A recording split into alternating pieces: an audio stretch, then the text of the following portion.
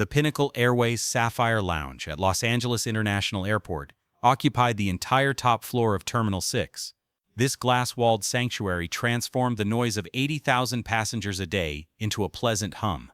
Sunlight streamed in through floor-to-ceiling windows overlooking the runway, illuminating a buffet that looked more like it belonged in a Michelin-starred restaurant than an airport. Chen stood next to the coffee bar, her arms folded over the sleeves of her oversized Johns Hopkins medicine hoodie.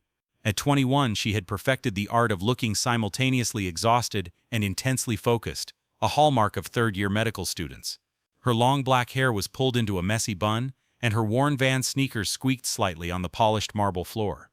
He carried two things with him: a worn backpack filled with Gray's Anatomy, pharmacology flashcards, and a half-eaten protein bar, and a small red medical cooler labeled with biohazard stickers and thick letters reading time-sensitive organ transport. The contents of this cooler were extremely valuable. Inside the cooler, packed in sterile ice, was a prosthetic heart valve belonging to a 7-year-old girl living in Boston. The surgery was scheduled for tomorrow morning.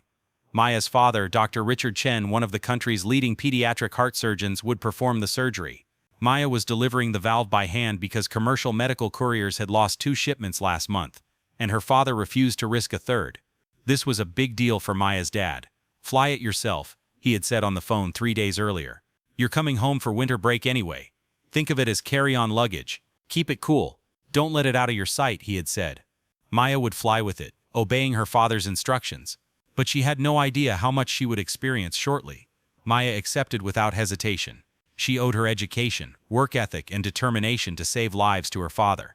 What she didn't know was that there was another reason her father was in Los Angeles. 5 days earlier, Dr. Richard Chen had quietly shut down Pinnacle Airways, a boutique luxury airline known for its Airbus A350 fleet and first-class transatlantic routes, in a $2.4 billion acquisition. The deal had been structured secretly, through shell companies and offshore trusts, to avoid media attention. Richard wasn't interested in being a famous airline mogul. He was interested in fixing a broken system. Richard's concern was to fix the rotten order. He wanted to find and fix all the mistakes and problems. Over the years, he had flown dozens of times with Pinnacle, transporting patients and organs across the country, and he had seen the company's toxic culture firsthand: rude crew, discrimination complaints swept under the rug, passengers treated like nuisances rather than customers. That's why he bought the company. And today, he was flying as a relief captain on flight PA447 from LAX to Boston, secretly testing his new investment from the cockpit. Maya had no idea. She had booked her ticket under her mother's maiden name. Chen was a common surname, but Lou kept her off her father's radar. She wanted to surprise him in Boston, take him to the hospital with his heart valve, and maybe have dinner together before his 12-hour surgery. She glanced at her watch. Boarding would begin in 20 minutes. A woman's voice cut through the lounge's noise. "Excuse me, is that a medical cooler?" she asked. Maya turned. A Pinnacle Airways lounge attendant, a middle-aged white woman with a severe bob cut named Sandra, was looking at the red cooler with visible concern. "Yes," Maya said. "I'm transporting a time-sensitive organ part for surgery," she replied. But she sensed the strange look on Sandra's face. "You can't bring that into the lounge," Sandra said sharply. "It's a biological hazard," she said. "It's sealed and approved for air transport," Maya said calmly, pulling out her laminated TSA authorization card. "I have the paperwork," she replied. "Do you think Sandra's behavior was justified?" Sandra barely glanced at the card. "I don't care what you have. This is a first-class lounge. We don't accept medical waste," she replied. "This isn't waste. It's a heart valve for a pediatric patient," Maya said. "I want you to remove this from the lounge immediately," Sandra insisted, approaching her, "or I'll have to call security." Maya felt a familiar tightness in her chest. The tightness she felt when people thought she didn't belong here just because of her appearance. She was used to it. Emergency room nurses assumed she was a volunteer. Doctors asked if she was a pre-med student, even though she was in clinical rotations. TSA agents flagged her bag every time. But she didn't have time for that. "I'm a passenger on flight PA447, Maya said calmly. "I have seat 2K, first class. I have a right to be here," she replied firmly. Sandra narrowed her eyes. "Show me your boarding pass." Maya took out her phone and showed her digital ticket. Sandra snatched the phone from her hand. Maya saw this as an infringement but didn't protest, and examined it with obvious suspicion. Maya could have called her father right then and there and solved the problem. But Maya wanted to understand exactly what was going on. She wanted to understand how an agent could want to block medical supplies going to a sick person. "Okay," said Sandra, handing the phone back, "but keep it away from the food, and don't touch anything," she said. She walked away without saying anything else. Maya slowly exhaled, counting to 10 in Mandarin, as her grandmother had taught her. She sat down on a chair in the corner and carefully placed the cooler next to her. She took out her pharmacology flashcards and tried to study, but her hands were shaking slightly. She felt as if something bigger was about to happen. 20 minutes later, the gate attendant announced that first-class passengers could board the plane. Maya gathered her things and walked toward the gate. The jet bridge smelled of recycled air and jet fuel, a familiar, strangely comforting smell. She stepped onto the Airbus A350 and admired the spaciousness of the cabin for a moment. The first-class section was arranged in a 1-2-1 configuration. There were private suites with doors, reclining seats, and personal minibars. The senior purser was standing at the entrance, Veronica Sterling. She was tall, impeccably dressed in a Pinnacle Airways Navy uniform with gold epaulets, her blonde hair pulled back into a perfect bun. She greeted the elderly white man who had boarded before Maya with a warm smile. "Welcome aboard, Mr. Harrison. It's so nice to see you again," she said. "Veronica, it's always a pleasure," said the man, handing her his jacket. Then Veronica turned to Maya. Her smile didn't just fade, it evaporated, replaced by a cold, appraising gaze. "Boarding pass," said Veronica in a flat voice. Maya held out her phone. Veronica looked at the phone, then at Maya, then back at the phone. 2K. "First class," she said. "Yes," said Maya. "Is this your ticket, or are you delivering something for a passenger?" she asked. "This is my ticket," replied Maya, but Veronica couldn't quite make sense of it. Veronica's lips formed a thin line. "I see. What about this?" She pointed to the red cooler. "Medical transport. Time-sensitive organ part. I have TSA clearance," Maya said. "This should go in the cargo hold," Veronica said. "It's approved as carry-on," Maya replied. "It's temperature-sensitive. It needs to stay with me," she answered. "Not in my first-class cabin," said Veronica, her voice hardening. "It's unhygienic, it's sealed, it's sterile, and it's saving a child's life," said Maya, her patience wearing thin. Veronica leaned in slightly and lowered her voice so only Maya could hear.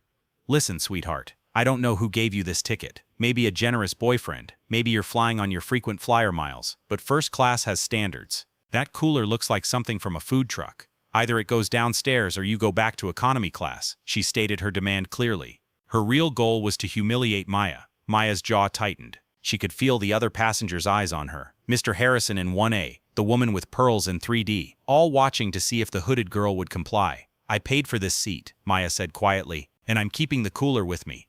If you have a problem with that, call your supervisor," she replied. Maya definitely didn't want to be pushed around, but she also had to think about the medical transport she was carrying. Veronica's face flushed. "I am the supervisor. And you just made a huge mistake," she said.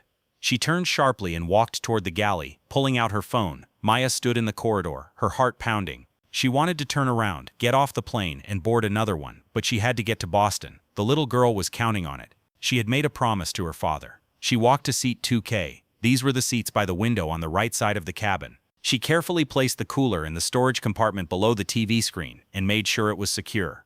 Then she sat down, pulled her hood tighter, and tried to disappear. In fact, all Maya wanted was to fly as soon as possible and make the transplant on time. In the galley, Veronica whispered angrily to Claire, another flight attendant. "She's lying," Veronica whispered. "No medical student would fly first class with a cooler containing unknown contents. She's probably hiding something," she said. "Should we call security?" Claire asked tensely. "Not yet," said Veronica, a dangerous glint in her eyes. "Let me handle it." In the cockpit, Captain Eric Donovan was reviewing the pre-flight checklist with his co-pilot when the co-pilot's door opened.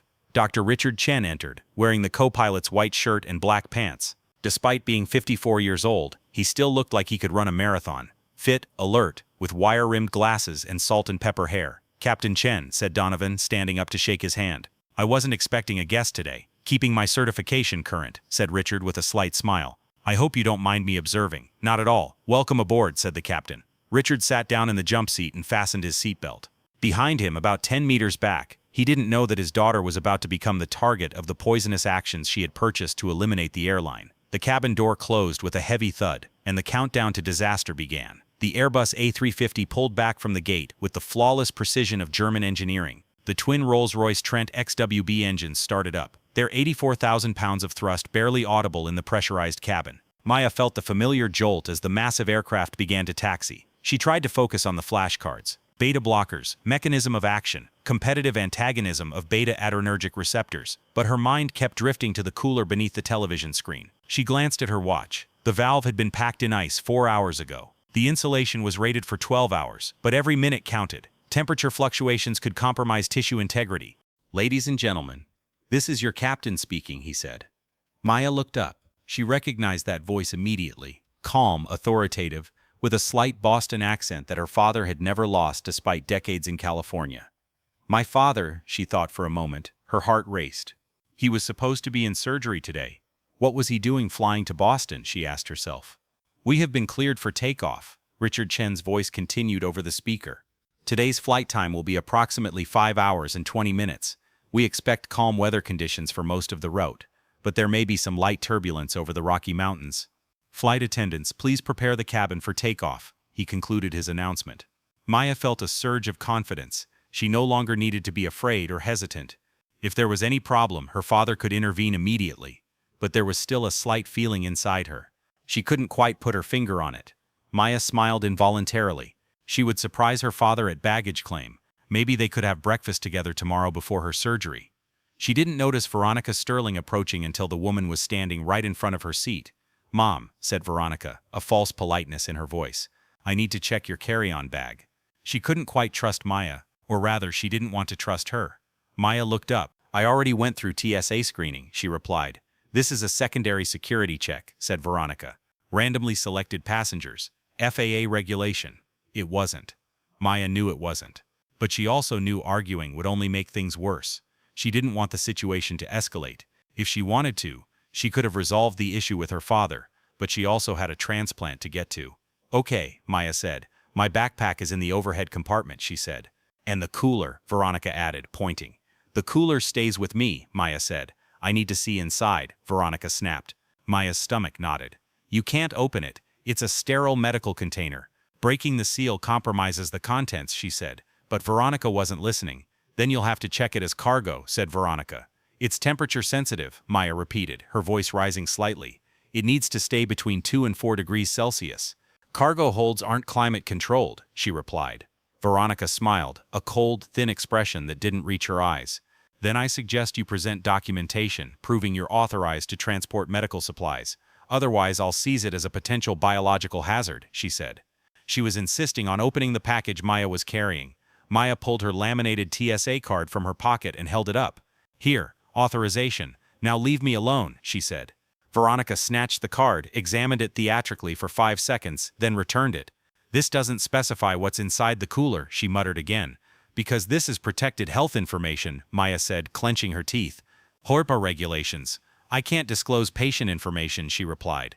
But Maya understood everything. Veronica's intention was simply to make things difficult for Maya. She didn't care what she was carrying, she just wanted to humiliate Maya. "How convenient," said Veronica. Turning to the cabin, she raised her voice. "Ladies and gentlemen, I apologize for the disturbance. We're conducting a routine security check," she said, trying to get the other passengers behind her. Her only goal was to pressure Maya. Everyone turned their heads. Mr. Harrison in 1A was reading the Wall Street Journal. The woman wearing the pearl necklace, Maya saw the name tag on her bag read Margaret Wellington, took out her phone and started recording. "There's nothing to check," Maya said, her voice trembling with barely controlled anger. "I showed my credentials. I won't open the cooler," she replied firmly. "Then I'm calling the captain," Veronica said. "Fine," Maya replied, "call him." Veronica's eyes narrowed. She hadn't expected resistance. Most passengers gave in when threatened with the captain's authority. She walked to the galley and picked up the intercom. In the cockpit, the flight was proceeding normally. They were third in line for takeoff, waiting behind Southwest 737 and United 787. The intercom beeped twice. A priority call from the cabin. "Go ahead," Captain Donovan said into his earpiece.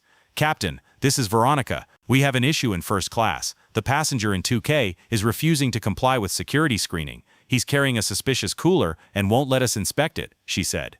Sitting in the jump seat, Richard Chen felt a wave of unease wash over him. A medical cooler. Suspicious. He had transported hundreds of organs over the years. He knew the protocols. A properly authorized transplant would not be suspicious. "What kind of cooler?" Donovan asked. "He claims it's medical, organ transport, but he won't open it for inspection and is being verbally aggressive," he replied. Richard leaned forward slightly. "Captain, may I?" he asked. Donovan nodded. Richard pressed the intercom button. "Veronica, this is Captain Chen. What's the status of the passenger's documents?" he asked. There was a pause. "He has a TSA authorization card, but the contents aren't specified," she replied. This is standard practice for HIPAA-protected materials, Richard said calmly. If there's TSA clearance, it can be transported in the cooler. There's no reason to check. Another pause, this time longer. Captain Chen, with all due respect, I've been doing this job for 22 years. I know a troublemaker when I see one. This girl is lying, he replied. Veronica was now in no mood to listen to the captain. For the first time, she couldn't pressure someone she wanted to. Her ego was unsatisfied. Richard's jaw tightened. This girl, what's her name? Richard asked. On her ticket, it says Lu. Maya Lu, she replied. Richard froze. His wife's maiden name, the name Maya sometimes used when traveling to avoid attention. His daughter was on this plane. Richard was in shock. Veronica, said Richard, his voice very calm, very controlled. Leave the passenger alone. Return to your seat. We're next in line for takeoff, he said. But Captain, Veronica tried to protest. That's an order, Richard called out, and then the line went dead. Richard sat down in the jump seat, his mind racing. Maya was supposed to be in Baltimore. It was final week. Why was she flying to Boston? And why was she carrying a medical cooler? Richard's mind was filled with frantic questions. Then it hit him. The valve. The pediatric heart valve he'd asked her to carry as a courier. He closed his eyes. He was doing her a favor, and the crew was harassing her. Everything okay back there? Donovan asked. Fine, Richard replied sharply. Let's get this bird airborne, he answered. Inside the cabin, Veronica returned to 2K, her face flushed with anger. The captain said it was allowed, she said in a cold voice. But let me make one thing very clear. I'm watching you. One wrong move, one complaint from another passenger, and you're off this plane. Do you understand? Maya didn't dare speak. She just nodded. Veronica walked away. Margaret Wellington, still recording, leaned from her seat in 3D into the aisle. Excuse me, dear, she said, her voice sweet as sugar. Is everything okay? That attendant seemed quite aggressive, she asked gently. Maya looked at her. Margaret was wearing a cream-colored Chanel suit, adorned with diamonds, and had a smile that didn't reach her eyes. I'm fine, Maya said quietly. Are you sure? Because I'm filming, and if he's harassing you, I'll gladly broadcast it. My Instagram account has 200,000 followers. We can make him famous, she replied. Margaret's only intention was to help Maya. She seemed eager to assist her. Maya felt a momentary sense of gratitude, but then immediately became suspicious. Margaret didn't seem like someone who defended people. She seemed like someone who loved drama. Thank you, Maya said. But I just want to go to Boston, she replied. If he bothers you again, let me know, Margaret said, still recording. I can't stand bullies. Incidents like this happen almost every day. If something like this happened to you and you were carrying a medical cooler to save lives, how would you react? The plane began to taxi down the runway. The engines revved up to full power. As the A350 accelerated down the runway, the acceleration pressed Maya into her seat, and the plane gracefully lifted off, cutting through the morning fog into the clear blue sky. Service began 30 minutes into the flight. The aroma of warm croissants and fresh coffee filled the cabin. Maya's stomach growled. She hadn't eaten anything since the protein bar she had at 5 a.m. Veronica pushed the cart down the aisle, serving Mr. Harrison with flair. Your usual omelet, sir? And champagne? She asked. Perfect, Veronica. You know me so well, said Mr. Harrison. When she reached 2K, Veronica didn't stop. She passed the cart in front of Maya's seat. Maya waited. Maybe she'll come back. 5 minutes passed. Mr. Harrison was eating. Margaret Wellington was drinking a mimosa. Maya pressed the call button. Veronica ignored it. Maya pressed the button again. The young flight attendant Claire appeared. She looked nervous. Yes, ma'am? She asked. You skipped me during service, Maya said. Can I have breakfast? She asked. Claire looked toward the galley, which Veronica was watching like a hawk.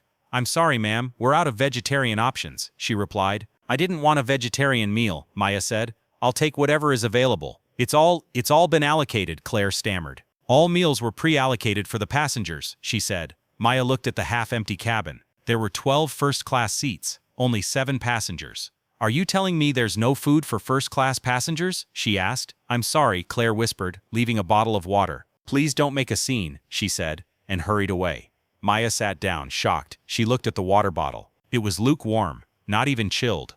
Margaret Wellington leaned over again, still filming. Did she just refuse to serve you? She asked. Apparently, said Maya. That's ridiculous, said Margaret. I'm definitely going to share this. What's your name, dear? I want to tag you, she asked. Please don't, Maya said. I just want to be left alone, she replied. Nonsense, Margaret said. This is discrimination. The world needs to see this, she said. Maya could have changed everything right then if she wanted to. Because her father was sitting in the cockpit, Maya closed her eyes. The situation was getting worse. All she wanted was to deliver the valve and see her father. She took a granola bar out of her backpack and ate it angrily in small bites. 2 hours into the flight, somewhere over Kansas, Maya needed to go to the bathroom. She got up and carefully stepped over the cooler. As she walked toward the restroom, Veronica stopped her. "Where are you going?" she asked. "To the restroom," Maya said. "The first-class restrooms are full. Use the economy-class restroom," Veronica replied. "The economy-class restroom is 30 rows back," Maya said. "Then you should have thought about that before causing a problem," Veronica said. Maya looked at her. "You're joking," she said. "Do I look like I'm joking?" Veronica replied.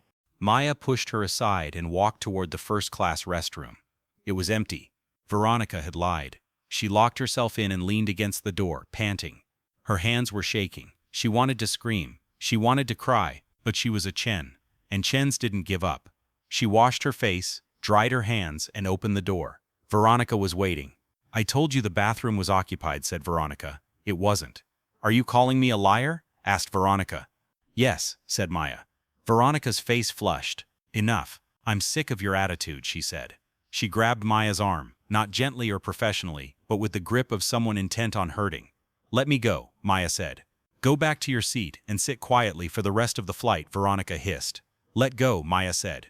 Veronica pulled Maya forward. Maya stumbled, and her shoulder hit the kitchen wall. And at that moment, Margaret Wellington's phone captured the moment that would ruin Veronica Sterling's life. The push wasn't hard enough to cause injury, not yet, but it was violent enough to be clearly classified as an assault. "Oh my God," Margaret cried, continuing to pull. Veronica froze. She looked at the phone, then at Maya, then at the other passengers staring at her. She attacked me," Veronica stammered. "You all saw it. She attacked me," she lied. "I recorded it," Margaret said coldly. "You attacked her first." Veronica's eyes went wild. She looked trapped. And in that moment she made the worst decision of her life. "I'm taking that phone," Veronica said, lunging at Margaret. Margaret backed away. "You can't," she replied. "Give it to me," Veronica yelled. In the chaos, no one noticed Maya turning back to her seat. No one noticed her checking the cooler, making sure it was intact. But when the cockpit door opened and Captain Donovan stepped out, his face like thunder, they all noticed. "What's going on here?" he asked. Veronica, losing her composure, turned around. "Captain, I have a disruptive passenger. Multiple passengers. They passenger of Waldy at Atraptive and Fleal. I recorded it." He grabbed her and pushed her against the wall, she said. Donovan's eyes drifted to Maya. She was sitting in seat 2K, her face pale, clutching her left shoulder. "Ma'am, are you hurt?" Donovan asked. "I'm fine," Maya said quietly. "She's lying," Veronica insisted. "He was the one who attacked me first," she said, trying to justify herself. "I recorded everything," Margaret repeated. Donovan looked at Veronica, then at the phone, then back at Veronica. "Veronica, go back to the kitchen, now," he said. "But Captain," Veronica stammered. "Now," the captain repeated. Veronica backed away, her hands trembling. Donovan approached Maya's seat. "Ma'am, I'm Captain Donovan. I apologize for what happened." "Are you sure you're not injured?" he asked gently. Maya looked at him. She wanted to tell him everything. She wanted to scream, but she just shook her head. "I'm fine. I just want to go to Boston," she replied. Donovan nodded. "We'll be landing in 3 hours. I'll make sure you're not disturbed," he said. He returned to the cockpit. Richard Chen, sitting in the jump seat, had heard every word over the intercom. His daughter had been attacked by his employee, and he would make sure Veronica Sterling never flew again. Had you ever been treated so badly during a flight before? The rest of the flight passed in tense silence.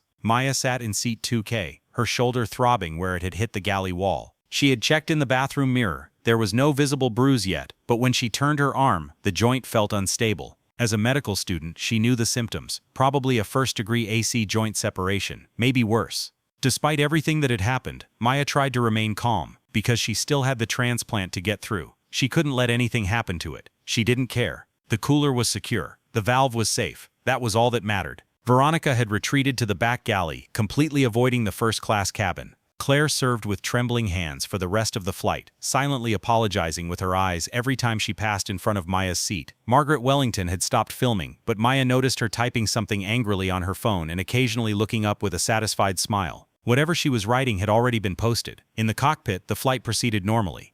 Captain Donovan handled the radios while the first officer monitored the instruments. But Richard Chen sat silently and taut as a bowstring in the jump seat. He had heard the entire incident on the cockpit radio. He had heard his daughter say, "Let me go." He had heard the argument escalate. And he had heard the barely controlled anger in Donovan's voice when he ordered Veronica back to the galley. Richard hadn't said a word. He didn't need to.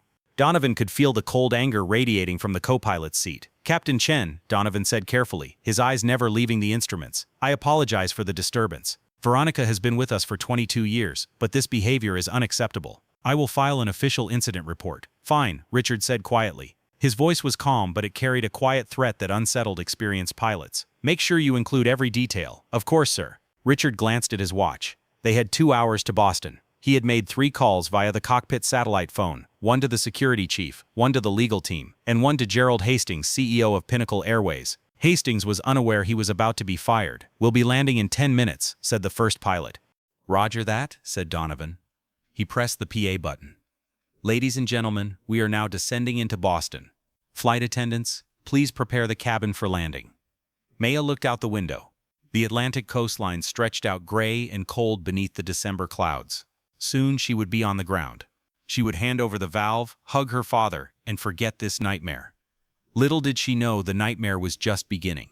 The Airbus A350 touched down at Boston Logan with almost no jolt. Donovan was a skilled pilot. The reverse thrusters roared to life, slowing the massive aircraft to taxi speed.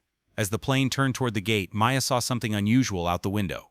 3 black SUVs with tinted windows parked next to the jet bridge, and several men in dark suits standing beside them. She felt a tightening in her stomach.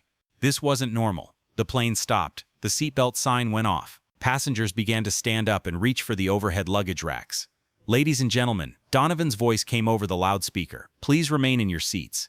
There is an urgent security issue that needs to be addressed. Airport personnel will be boarding the plane shortly. The cabin fell silent. Passengers looked at each other nervously. Maya's heart began to race. Were they coming for her? Had Veronica called airport security? The main cabin door opened with a hydraulic hiss. 6 men in suits entered. They were not police, but private security guards. Behind them stood a tall man in his early 60s, wearing an expensive charcoal gray suit with silver hair and a face like granite. He walked directly toward Maya's seat. Miss Liu, he said in a deep, professional voice. I'm Robert Keane, security director for Pinnacle Airways. I need you to come with me. Maya's mouth went dry. Am I under arrest? No, ma'am. But there was an incident between you and a crew member. We need to take your statement. Please bring your belongings. Maya slowly stood up, grimacing as her shoulder ached. She grabbed her backpack and cooler bag. The cooler stays here, Veronica's voice came from the kitchen. She emerged, her face pale but defiant. It's evidence. What evidence? Maya asked. Whatever it is you're smuggling, Veronica snapped. Robert Keane turned to look at Veronica.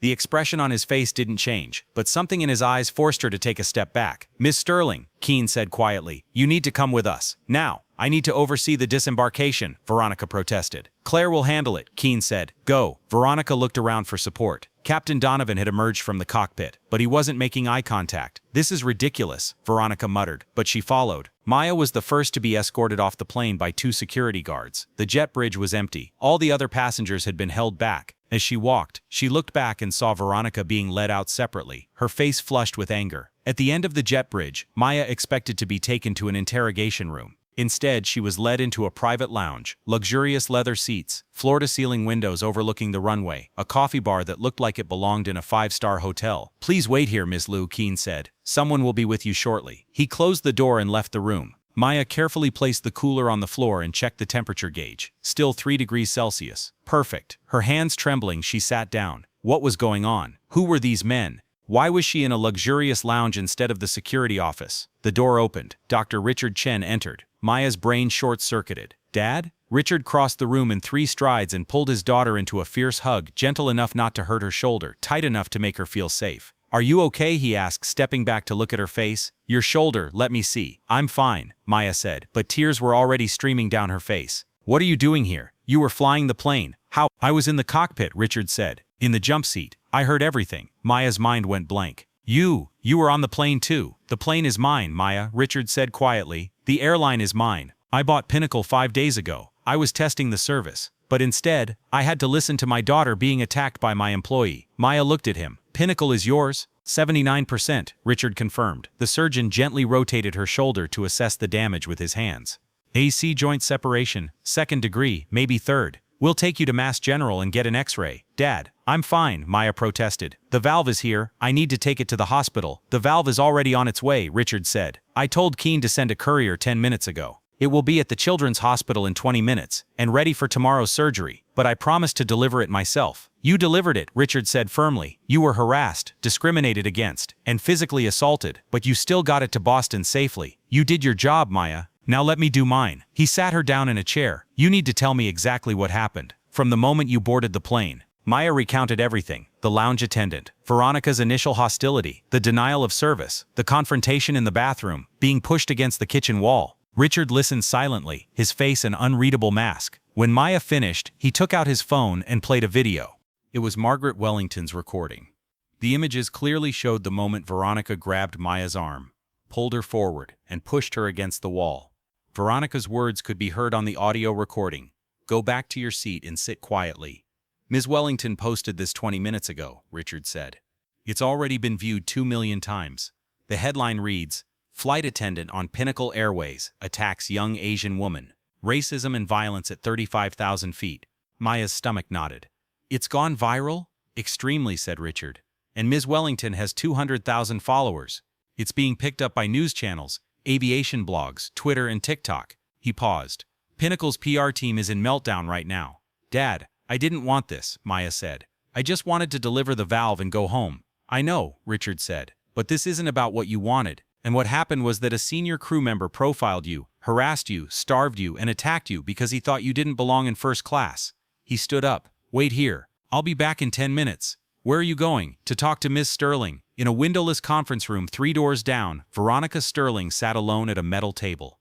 She had been there for 15 minutes, watching the clock, her confidence slowly dwindling. The door opened. Robert Keane entered, followed by a woman in a sharp black suit, Christine Voss, Pinnacle's Human Resources Director. And behind them, Dr. Richard Chen. Veronica's eyes widened. She recognized him, the reserve captain in the jump seat. But why was he wearing a suit now? Why did he look like the owner of the building? Ms. Sterling, Keane said, sitting across from her. Do you know who I am? You're the security director, Veronica said. Correct. Do you know who this person is? He pointed to Richard. Captain Chen, the co-pilot. Dr. Richard Chen, Keane corrected. Majority shareholder and owner of Pinnacle Airways, your employer. Veronica's face paled. The owner? Richard sat down, placing his hands calmly on the table. Miss Sterling, I'm going to give you an opportunity to tell me the truth. What happened on flight PA447? Veronica's mouth opened and closed. She was trying to come up with the story she had concocted in her mind. The aggressive passenger, the suspicious cooler, the justified restraint. The passenger in seat 2K was not following the rules, said Veronica, her voice trembling. He refused to have a suspicious item screened. He became verbally aggressive. I tried to escort him back to his seat for the safety of the other passengers, and he attacked me. I defended myself. Christine Voss slid a tablet across the table. Margaret Wellington's video played on the screen, paused at the moment Veronica grabbed Maya's arm. Is this your self-defense? Voss asked. Veronica looked at the screen. That's been edited. Out of context. The video is 2 minutes long, said Keane. Unedited. With sound. It shows you grabbing a seated passenger, pulling them out of their seat, and pushing them against the wall. There is no acceptable context for this.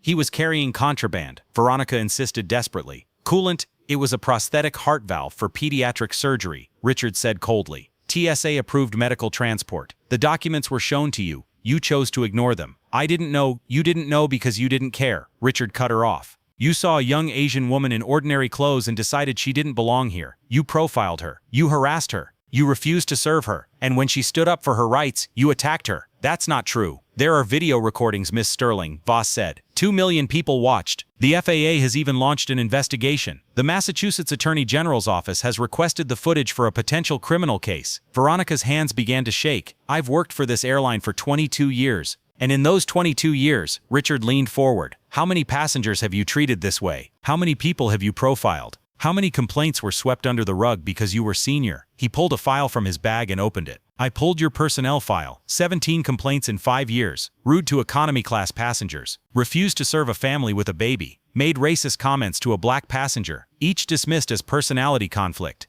Veronica's face crumpled. I was doing my job. Your job, Richard said. His voice taking on a deadly calmness, was to ensure the safety and comfort of passengers. Instead, you created a hostile environment, discriminated against a paying customer, and assaulted her. And you did this to my daughter. The room fell silent. Veronica looked up. Your daughter? Maya Liu is my daughter, said Richard. She bought her ticket under her mother's maiden name to surprise me. Instead, she was terrorized by a woman who thought a medical student didn't deserve to sit in first class. Veronica looked like she was going to vomit. Miss Sterling, said Voss, pulling out a document. Your termination takes effect immediately. Reason, you forfeit all your rights, including your pension. You are barred from entering any Pinnacle Airways property, and Dr. Chen's legal team will initiate criminal proceedings for assault and battery. You can't take my pension, Veronica whispered. I'm 58 years old. I have nothing else. You should have thought about that before you laid a hand on my daughter, Richard said, standing up. He walked toward the door, then stopped. There's one more thing. The FAA is revoking your flight attendant certification. You won't be able to work in aviation again. He left without turning back. Veronica sat alone at the table, looking at the termination papers, realizing she had lost everything in less than 6 hours. Her career, her pension, her reputation, all because she couldn't see beyond a hoodie and a backpack. Pinnacle Airways' extraordinary general meeting was held 72 hours after the landing of Flight PA447. The conference room on the 40th floor of Boston's Prudential Tower overlooked the city like a judge watching a courtroom. Floor-to-ceiling windows framed December's gray sky, and the long mahogany table could seat 30. Today, there were only 12. At the head of the table sat Dr. Richard Chen, dressed in a coal-colored Tom Ford suit that made him look more like a corporate executioner than a surgeon. To his right sat his lawyer, Helen Marsh, known as the woman with steel-gray hair who never lost. To his left sat Security Chief Robert Keane, holding a thick file of evidence. Further down the table sat the old guard of Pinnacle Airways, Gerald Hastings, the 62-year-old former airline executive and CEO who had run Pinnacle for 8 years, the former airline executive who had been running Pinnacle for 8 years, CFO Patricia Drummond, Vice President of Operations Michael Torres, and the entire board of directors, mostly men in their 50s and 60s, content with the status quo. They looked tense, and they should have been. Ladies and gentlemen, Richard began in a calm, measured voice. Thank you for coming on such short notice. I know many of you had to cancel vacation plans. Gerald Hastings forced a smile. Dr. Chen, we are always ready for the new majority shareholder. However, this urgency has taken us by surprise. Is this related to the incident on Flight PA447? This is much more than an incident, said Richard. This is a systemic failure. He nodded to Keane, who opened the folder and pulled out a stack of documents. Over the last 72 hours, Richard continued, my team has conducted a thorough audit of Pinnacle Airways' employee grievance records, passenger satisfaction surveys, and internal human resources files. What we found is disturbing. Keane distributed a packet to each board member. Richard waited for them to open the packets, watching their faces fall as they scanned the pages. Over the past 5 years, Richard said, Pinnacle Airways has received 347 formal complaints regarding discriminatory treatment by flight attendants and gate agents. Of those 347 complaints, 312 involved passengers of color, 89 involved women traveling alone, 43 involved passengers with disabilities. He waited for the impact to sink in. And how many of those complaints resulted in disciplinary action? Richard asked. Silence. I'll answer that for you, said Richard. 7.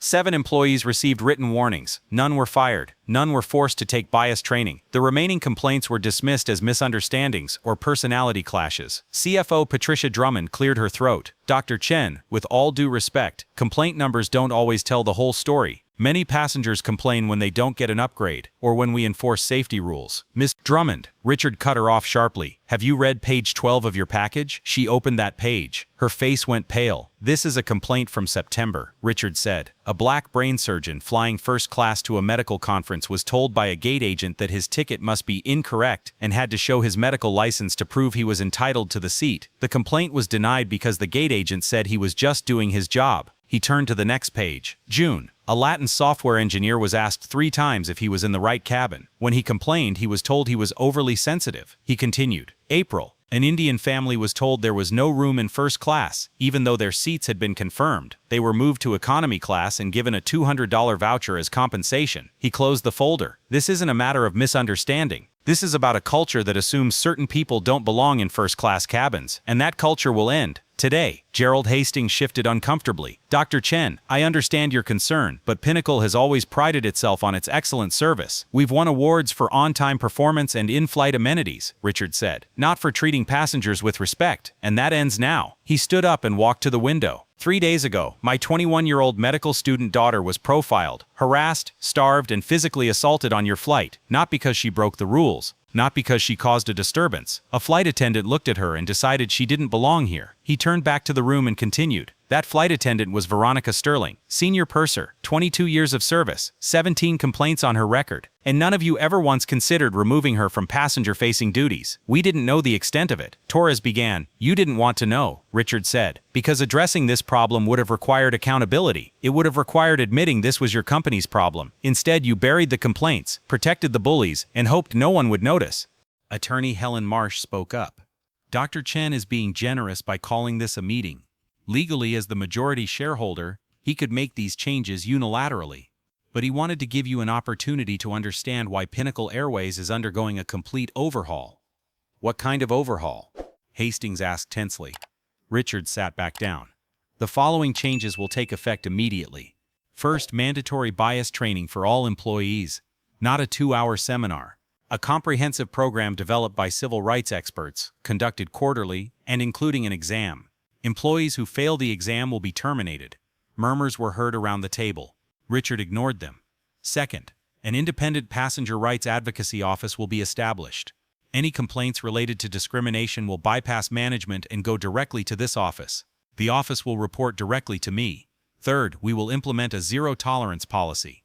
Any employee engaging in discriminatory behavior, profiling, unequal service, verbal harassment will be immediately terminated. No warning, no second chances. Dr. Chen, Drummond objected, that's a very harsh measure. People make mistakes. People make mistakes, Richard agreed. But if those mistakes involve looking down on people because of their race or appearance, they are not mistakes. They are choices. And this company will no longer employ people who make such choices. He pulled out another document. Fourth, I am restructuring senior management. Mr. Hastings, you are relieved of your duties as CEO. The decision takes effect immediately. The room erupted in chaos. You can't do this. Hastings stood up, his face flushed. I have a contract. That contract has a just cause termination clause, Helen Marsh said calmly. Failure to address systemic discrimination is just cause. We have documentation proving you personally knew of at least 40 complaints that were dismissed without investigation. Your time is up, Mr. Hastings. Hastings looked around for support from the other members at the table. The other board members avoided his gaze. This is ridiculous, Hastings said. I built this airline. You created a liability, Richard said. And you're lucky I'm only firing you, not initiating legal proceedings for negligent oversight. Hastings grabbed his briefcase and stormed out of the room, slamming the door so hard the windows rattled. Richard looked at the remaining executives. Anyone else concerned about the new direction? No one spoke. Good, said Richard, because there's one more thing. I've authorized our legal team to contact every passenger who has filed a discrimination complaint in the last 5 years. We're offering a settlement, not hush money, but a genuine apology and compensation. We'll contact them, admit we wronged them and make it right. That could cost millions of dollars, Drummond whispered. It will cost exactly $4.7 million, Richard said. I've already approved the budget. It's worth every penny to regain trust. He stood up. This company will be the gold standard of respectful service. We will prove that luxury and respectability are not mutually exclusive. And if anyone can't support this vision, the door is right there. No one moved. The meeting is adjourned, said Richard. As the executives filed out, Helen Marsh leaned in. You know the press will eat this up. Let them, said Richard. Transparency is part of the solution. What about Veronica Sterling? She's threatening to sue for wrongful termination. Richard's expression didn't change. Let her sue. We have video evidence, 17 previous complaints, and a pending criminal assault charge. She can't win. But even if she does, I'll pay the damages so the world knows what she did. Meanwhile, at Massachusetts General Hospital on the other side of town, Maya Chen sat in the examination room while the orthopedic specialist reviewed her x-rays. You're lucky, Dr. Susan Park said, pointing to the screen. Second-degree AC separation. No fracture, but significant ligament damage. You'll need physical therapy and rest. No heavy lifting for 6 weeks. I'm a medical student, Maya said. I have clinical rotations. You'll have to postpone them, Dr. Park said firmly. Doctor's orders. Maya sighed. She looked at her phone. The video had been viewed 8 million times so far. Her inbox was flooded with interview requests. CNN, NBC, the Boston Globe, Aviation Week. She had ignored them all. Her father was answering calls from the PR team who wanted Maya to hold a press conference. Maya had refused. She didn't want to be the face of airline discrimination. She just wanted to go back to being a medical student. Her phone vibrated. A message from her father. The surgery went perfectly. The valve was implanted. The little girl is stable. She will recover. You did this, Maya. You saved her life. Maya's eyes filled with tears. That was what mattered. Not the video. Not the lawsuit. Not Veronica Sterling's downfall. A 7-year-old girl in intensive care had a new heart valve and a future. She replied with a text, "I love you, Dad. See you at dinner." Richard returned to the Prudential Tower, to his new office. It used to be Gerald Hastings's office, but now there were no golf trophies or yacht photos. He was on the phone with the FAA. "Yes, Inspector Morrison," Richard said. "I want a full security culture audit. Not just the procedures, but the actual practices. I want to know if our team is cutting corners due to overwork or inadequate training." He listened. "No, I don't care about the cost. Safety and respect are non-negotiable." He hung up and looked out the window at the Boston skyline. Somewhere out there, Veronica Sterling was probably preparing her defense in a lawyer's office. He didn't care. She had already lost. The phone rang. It was Robert Keene. "Sir, you need to see this." "What is it?" "Margaret Wellington just posted a follow-up video." Richard opened his laptop. There was a new post on Margaret's Instagram, and it had already been viewed 500,000 times. In the video, Margaret sat in her Beacon Hill mansion, looking sullen. "I need to apologize," Margaret said to the camera. 3 days ago, I posted a video of a flight attendant assaulting a young woman on Pinnacle Airways. I presented myself as a champion of justice. But I need to be honest. While that flight attendant was harassing the girl, I didn't intervene. I filmed it for the content. I thought the view count would go up. She paused for a moment. "I found out that young woman was Maya Chen, the daughter of Dr. Richard Chen, the owner of Pinnacle Airways. I also found out she carried a heart valve to save a child's life. While that attendant was mistreating her, I was sitting there drinking champagne and filming it." Margaret's voice cracked. "I'm not a hero. I'm part of the problem. I saw discrimination happening and treated it like entertainment. I'm sorry, Maya. You deserved someone who would actually help you, not just film you." She looked directly into the camera. "To everyone watching, don't be like me. Don't film injustice to make an impact. Stop it. Raise your voice. Really help." The video ended. Richard leaned back. Margaret Wellington, from Boston Society, had publicly admitted to disappointing Maya. It wasn't enough to fix what had happened, but it was a start. The phone rang again. This time it was Maya calling. "Hello, sweetheart," Richard answered. "Dad, can we have dinner somewhere quiet? Not a fancy place, just somewhere normal." Richard smiled. "I know just the place." 2 hours later, father and daughter were sitting in a small Vietnamese pho restaurant in Dorchester, the kind with plastic chairs and the best soup in Boston. Maya, her arm in a sling, slurped her noodles and looked more relaxed than she had in days. "Did you really fire the entire management team?" Maya asked. "Just the CEO," Richard said. "The others are on probation. If they can't adapt to the new culture, they'll be next." Maya nodded. "You bought an airline to fix discrimination." "I bought an airline because I was sick of good people being treated like trash," Richard said. "Then my daughter became one of those people." "Yes, I'm fixing it. You didn't have to do this for me," Maya said quietly. Richard put down his chopsticks and looked at his daughter. "Maya, I did it because it was the right thing to do. But yes, I did it for you too. Because you deserve better. Because every passenger deserves better. And the only way to fix a broken system is to tear it down and rebuild it." Maya smiled. "Very surgical of you. It runs in the family," Richard said. The two of them, like two people who had survived an unexpected battle, finished their meal in a comfortable silence. But the battle wasn't over. Veronica Sterling still had a card to play, and she was about to make the biggest mistake of her life. 6 months after the crash of Flight PA447, the world had moved on. The video of Veronica Sterling attacking Maya Chen had disappeared from the top of the trending lists, replaced by celebrity scandals and political dramas. But for those involved, the aftermath still unfolded like a slow-motion avalanche. Maya Chen sat in an amphitheater at Johns Hopkins, her shoulder fully healed, her attention back on anatomy and pharmacology. Physical therapy had worked. The sling was gone. Yet sometimes, when turbulence hit during a flight, she still felt her breath catch. She had postponed her clinical rotations for a term, dedicating that time to therapy, not physical, but mental. The counselor had gently suggested she had post-traumatic stress disorder. Not severe, but present. The kind stemming from being targeted, violated, and left powerless. But Maya was a Chen,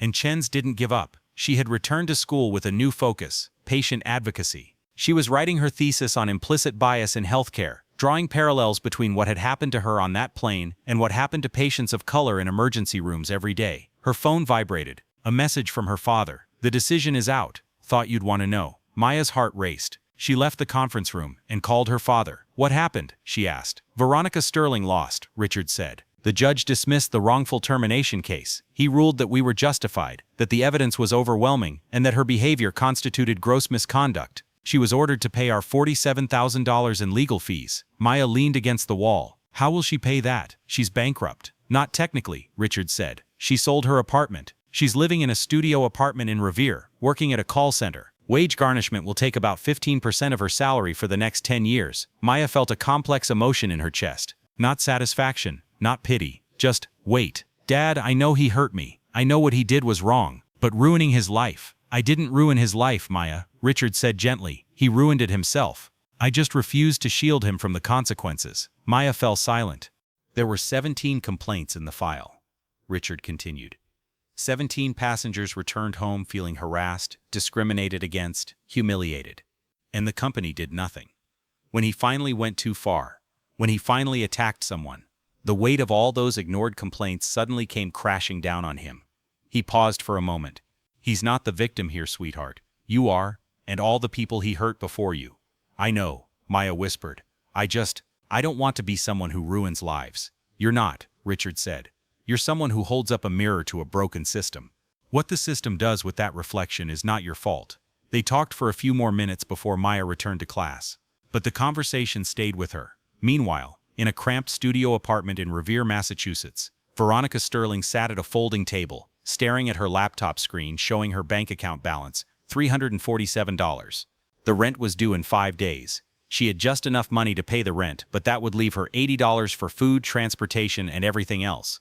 She closed her laptop and looked around the apartment. It was 400 square feet. The walls were so thin he could hear his neighbor's television. The radiator rattled loudly. The window looked out onto a parking lot. 6 months ago, he had a 2-bedroom apartment in Cambridge. He had a $340,000 pension. He had respect, seniority, and a career. Now he had nothing. The call center job paid $16 an hour. He answered customer service calls for a medical supply company, taking complaints about late deliveries and faulty equipment. The irony didn't escape him. He had served rich and powerful people for 22 years, and now he was being yelled at by strangers over a $30 extra charge. The phone rang. Unknown number. She almost didn't answer, but she was expecting a call from her lawyer about the verdict. Hello, Ms. Sterling, this is Jason Webb from Channel 5 News. We'd like to interview you about the Pinnacle Airways case. The verdict was just announced. Veronica hung up. The media had been following her for months. Reporters had camped out in front of her apartment building. Bloggers scrutinized her life. Someone had found a photo of her in her high school yearbook and posted it with the headline, Karen before Karen was a thing. She had deleted all her social media accounts. She had changed her phone number twice, but they still found her. Her lawyer had advised her to stay silent. Everything you say will be used against you, he had warned. The court of public opinion has already convicted you. Don't give them any more ammunition. But Veronica didn't want to stay silent anymore. She wanted to explain. She wanted people to understand that she wasn't a monster. She was just doing her job. Wasn't that true? She opened her laptop again and went to YouTube. She searched for her name. The top result was the video. It had been viewed 8.4 million times now. She clicked play. She had watched the video hundreds of times, maybe more. Each time she hoped to see something different, something that would prove she was right, proof that Maya Chen was the aggressor. But every time he saw the same thing. The girl sitting quietly in her chair, Veronica grabbing her arm, Veronica pulling her forward, being pushed against the gallery wall. And worst of all, the look on Veronica's face, that split-second satisfaction before the mask slipped. She paused the video on that frame. This isn't me, she thought helplessly. I'm not like that. But she was, and she knew it. She closed her laptop and walked to the window. Outside, the November rain fell like a gray blanket, turning the parking lot into a puddle-filled expanse. Her phone vibrated. A message had arrived from an unknown number. Miss Sterling, this is Dr. Richard Chen. I need to talk to you, not about the case, about something else. Please call me back at this number. Veronica looked at the message. Richard Chen, the man who bought an airline and ruined his life. What could he want? She almost deleted it. But curiosity and desperation won out. She dialed the number. Miss Sterling. Richard answered on the first ring. Thank you for calling. What do you want? Veronica asked in a hoarse voice. I want to offer you something, Richard said. A chance. Veronica laughed bitterly. A chance for what? Another lawsuit? A chance to rebuild, Richard said. I'm starting a training program at Pinnacle. It's designed to help employees understand implicit biases, tension reduction techniques, and respectful service. I need people who've made mistakes to teach others so they don't repeat them. Veronica gasped. You want me to teach? No, said Richard. I want you to learn. And then, if you want, I want you to share what you've learned. Why are you helping me? Asked Veronica. I hurt your daughter. Yes, said Richard. And you're paying the price for that. But I didn't fix Pinnacle just to punish you. I fixed it so that what happened to Maya doesn't happen to anyone else. And part of that fix is showing people that change is possible. He paused for a moment. I'm not giving you your job back. I'm not erasing what you did, but I'm offering you a path. 6 months of intensive training. If you complete it, I'll write you a reference letter for non-aviation customer service positions. It won't fix everything, but it's more than what you have now." Veronica's eyes filled with tears. "Why?" "Because my daughter asked me to," Richard said quietly. "She said ruining your life wouldn't make up for what you did to her. She said maybe helping you change would be better than watching you suffer." Veronica couldn't speak. For 6 months she had hated Maya Chen, blaming her for everything. And now the same girl was offering her a lifeline. "I don't deserve this," Veronica whispered. "No," Richard agreed, "you don't. But Maya believes in second chances. So do I. The question is, do you?" Veronica looked around her small apartment, at the peeling paint, the broken radiator, and the mountain of debt that would haunt her for years. She thought about the call center, the rehearsed apologies, the customers yelling at her like she yelled at her passengers. She thought about the video. She thought about the 8.4 million people watching her at her worst. Then she thought about the alternative, spending the rest of her life in pain, anger, and stagnation. "I'll do it," Veronica said. "I'll take the training." "Good," said Richard. "It starts Monday, 9 in the morning, at Pinnacle headquarters. Don't be late." He hung up. Veronica sat in the silence of her apartment, phone in hand. For the first time in 6 months, she felt something other than despair. She felt fear, and maybe, just maybe, she felt hope. The Pinnacle Airways training facility in Boston was a state-of-the-art complex featuring flight simulators, classrooms, and a full-scale cabin mock-up for crew training. In one of the classrooms, 30 new flight attendants sat in rows, their faces fresh and eager, notebooks open. At the front of the classroom stood 22-year-old Maya Chen, wearing a professional blazer over her Johns Hopkins hoodie, a deliberate choice. She had been invited to speak as part of Pinnacle's new passenger advocacy program. "Good morning," Maya said. "My name is Maya Chen. A year and a half ago, on a Pinnacle Airways flight, I was assaulted by a senior flight attendant who decided I didn't belong in first class. The class was silent. I was profiled. I was harassed. I was denied service. And when I stood up to defend myself, I was physically assaulted." She paused for a moment. "But I didn't come here to tell you what happened to me. I came here to tell you what you can do to make sure this never happens to anyone else." For the next hour, Maya talked about hidden biases, microaggressions, and the importance of treating every passenger with respect, regardless of their appearance, clothing, or whether they look appropriate. When she finished speaking, the trainees gave her a standing ovation. As she headed out for lunch, a student approached her, a young South Asian woman in her early 20s. "Thank you," the woman said. "I was really nervous about this job. I'm the first person in my family to work in aviation. I was worried I wouldn't fit in." Maya smiled. "You belong here. Don't let anyone tell you otherwise." The woman nodded, her eyes teary, and left. Maya gathered her notes. As she turned to leave, she saw someone standing at the door. Veronica Sterling. Maya froze. Veronica looked different.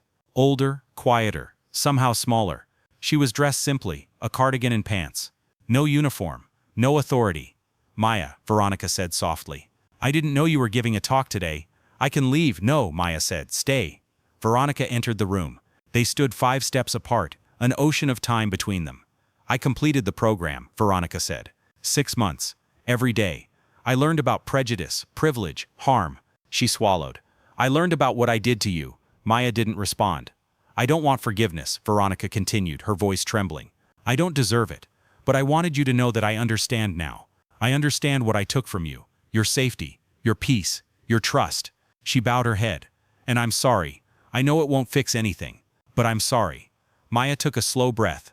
She had imagined this moment hundreds of times. In some versions, she was screaming. In others, she was walking away. In her worst nightmares, she forgave too easily. But standing here, seeing Veronica stripped of her arrogance and entitlement, Maya felt something unexpected, relief.